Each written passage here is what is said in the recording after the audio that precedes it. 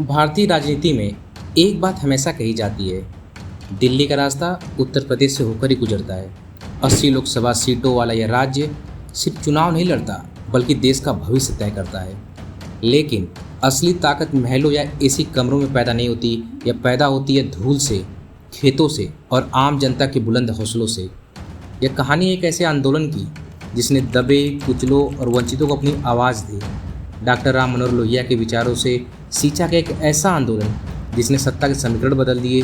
यह कहानी है समाजवादी पार्टी की। साल 1992 में एक छोटे से मैदान से शुरू होकर देश की तीसरी सबसे बड़ी राजनीतिक ताकत बनने तक यह सिर्फ एक पार्टी का इतिहास नहीं, यह कहानी है संघर्ष की, विपरीत परिस्थितियों से लड़ने की और सामाजिक न्याय की। इस सफ़र को समझने के लिए हमें इतिहास की जड़ों में जाना होगा। कहानी शुरू होती है सैफई की मिट्टी से निकले एक पहलवान से, मुलायम सिंह यादव। एक ऐसा नेता जो अखाड़ों के दाव पेच भी जानता था और राजनीति के मैदान में बड़ों बड़ों को चित करना भी। 90 के दशक की शुरुआत में देश की राजनीति में उथल पुथल मची थी। जनता दल बिखर रहा था और समाज का पिछड़ा, शोषित और अल्पसंख्यक वर्ग खुद को अकेला महसूस कर रहा था। जहां बाकी लोग मुश्किल देख रहे थे, वहां नेताजी एक नया रास्ता देखा। नेताजी ने पार्टी का चुनाव चिन्ह चुना साइकिल। क्यों? क्योंकि साइकिल आम आदमी की सवारी है। इसमें कोई महंगा ईंधन नहीं लगता, यह चलती है इंसान की अपनी मेहनत, संतुलन और ताकत से।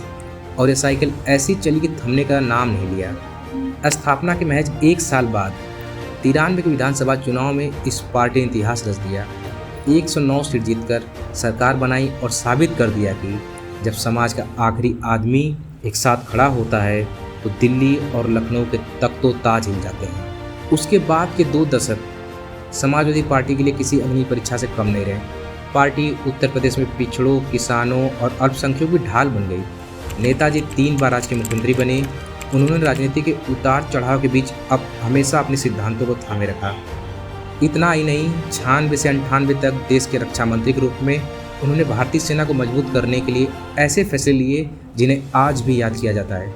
सुखोई लड़ाकू विमान का सौदा हो या फिर शहीद जवानों के पार्थिव शरीर को पूरे सम्मान के साथ उनके घर पहुंचाने का ऐतिहासिक फैसला, नेताजी ने देश का दिल जीत लिया। राजनीति का पहिया घूमता रहा, गठबंधन टूटे, सरकारें आई और गई।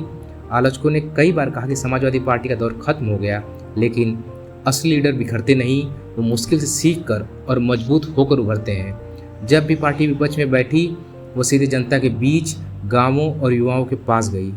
साल 2012 आते आते उत्तर प्रदेश बदलाव मांग रहा था। पार्टी को अपनी पुरानी विरासत के साथ एक नए आधुनिक विजन की जरूरत थी और यह विजन लेकर आए अखिलेश यादव।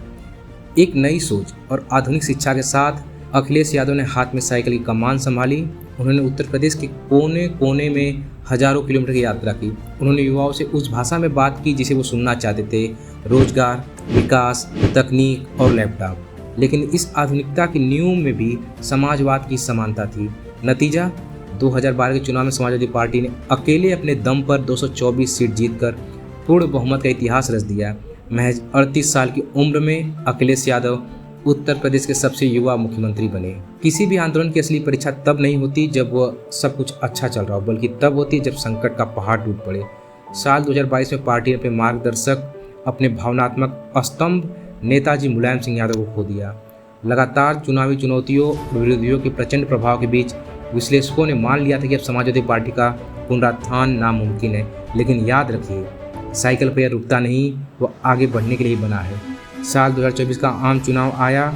अखिलेश यादव के नेतृत्व में समाजवादी पार्टी ने वह कर दिखाया जिसकी कल्पना बड़े बड़े पंडितों ने भी कभी नहीं की थी। सभी कयासों को ध्वस्त करते हुए पीडीए यानी पिछड़ा, दलित, अल्पसंख्यक फार्मूले के दम पर पार्टी ने उत्तर प्रदेश में ऐतिहासिक प्रदर्शन किया। सैफई के मिट्टी के अखाड़े शुरू होकर यह सफ़र आज देश की सबसे बड़ी पंचायत यानी संसद के गलियारों में पूरी मजबूती से गूंज रहा है। यह इस बात का सबूत है कि लहरें आती जाती रहती है, सरकारें बदलती रहती हैं, लेकिन जब तक आप ज़मीन से जुड़े हैं तब तक आप जनता के हक के लिए लड़ रहे हैं, तब आपका कारवां कभी नहीं रुक सकता। बदलाव का यह पहिया रुकने वाला नहीं है, क्योंकि उत्तर प्रदेश और समाजवाद की कहानी अभी भी जारी है। जय हिंद, जय समाजवाद। अगर आपको वीडियो अच्छा लगा तो आप लाइक, शेयर और सब्सक्राइब भी कर सकते हैं।